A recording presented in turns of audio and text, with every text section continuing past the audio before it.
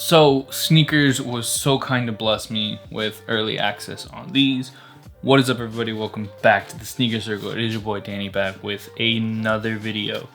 So in today's video, I am gonna just take a look at the newest release. I know these release on Saturday. Good luck to you if you're trying for them. I really do hope you hit. I'm personally trying to get my fiance a pair. I'm trying to get my boy, like two of my boys, a pair. I'm trying to get myself a double. So whatever I could get my hands on, I'm entering these raffles like crazy. Best luck to you. I already feel like I won in general. So let's get straight into this. Now in this video, I'm going to compare these beautiful things to a multitude of sneakers. I'm going to just give comparisons to them. So I can guarantee these came from sneakers. These are 100% authentic. And let's just get straight into it. So initially when you open the box, it is wrapped, but I did unwrap it for this video. The lid is supposed to represent kind of like a mismatched pair, because the whole theme of these is that they were like tucked down somewhere back in the day and you just found them. They didn't have the right lid on. Things along those lines. You do have like distressing on the box itself, which is pretty dope.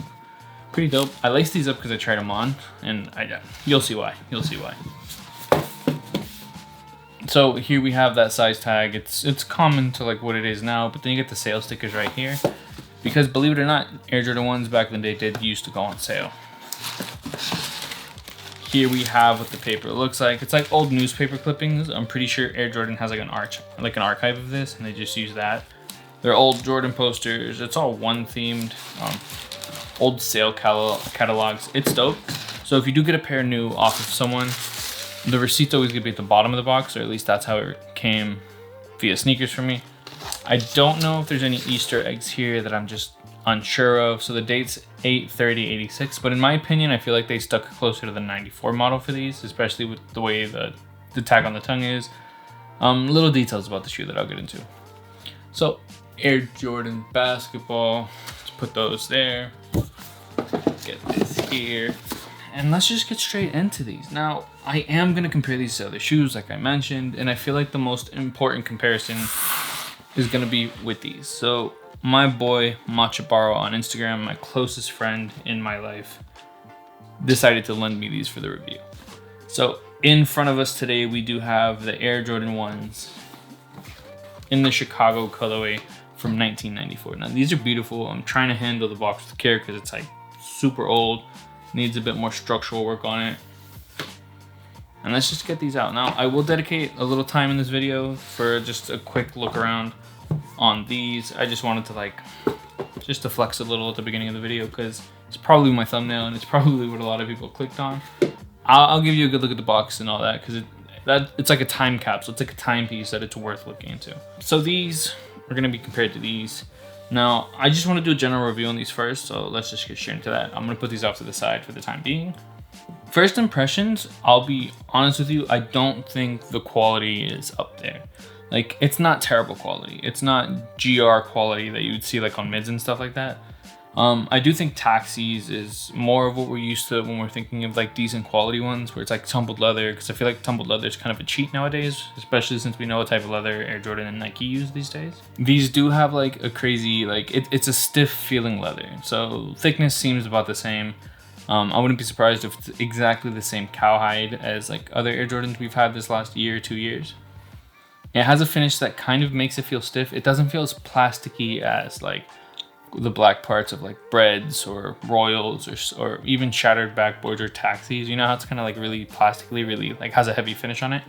This just feels like it has a finish that makes it just a little bit stiffer. The whole shape of the shoe just feels a bit stiffer for me for some reason, and I kind of like that. I threw that on feet, and it fits nice. These fit really nice on feet. So initially when I heard that these were gonna have cracked leather, I thought, great, I love that. I love my Alma Maniers. Huffs from back in the day got me in love with the material, with the concept, with everything. Except these kind of feel like it's just a finish. So it's your regular leather. And I guess the more, like, since I already threw these on, I can already see these cracking a little bit, but like off the rip to begin with, it's not that cracked, especially this one. Hasn't been on anyone's foot. This one has, and I'm definitely seeing the cracks form a little more. So it just might be something that comes with wear, which I'm okay with. I'm 100% okay with. But then back here, it has that almost the same treatment, but I think the black part is actually the cracks, the finish. This is supposed to represent two things. On 94s, on 85s, any colorway, you get two things that usually happen to your paint, especially here in the collars.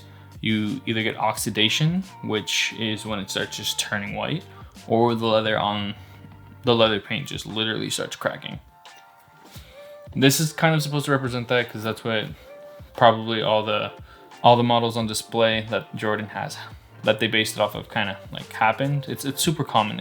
You're not gonna find a pair of OGs without that if it's original and not restored. And I feel like they did a really good job on the red for these. The red for these is pretty dark. So if I grab these 94s, you can kind of see how I'd say they're a pretty close match. This is darker. This has almost 30 years to it, so that's understandable. There might be some aging on this itself.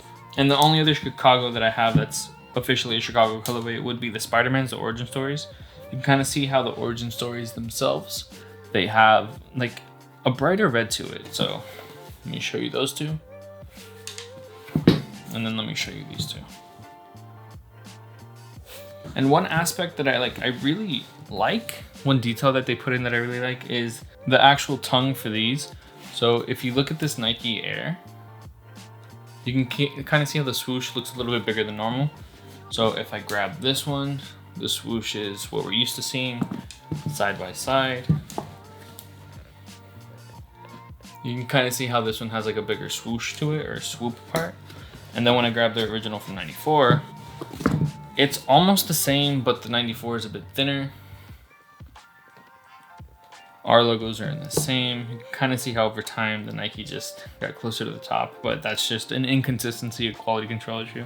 So a little detail I really like is that when you look at these 94s, you see how just aged the tongue is.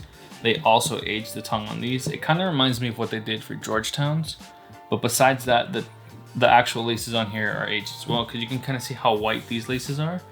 These laces aren't original to the Spider-Man's. I grabbed them off of another Air Jordan 1s when I got these in 2018, I think it was. And they've just been in ever since. These are the original laces that come with these, plus the black ones. I really do like this combo. I'm probably gonna keep this, even though, I don't know, maybe I'll put black on to be like a little more OG. Overall, I really do think they did a good job. The sole's not completely white.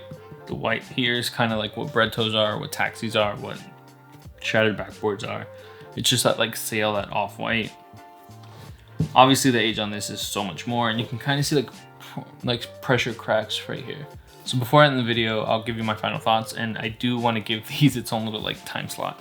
So let's just take a look at this box real quick. So these are from 94. It was the first Air Jordan to really retro in that time.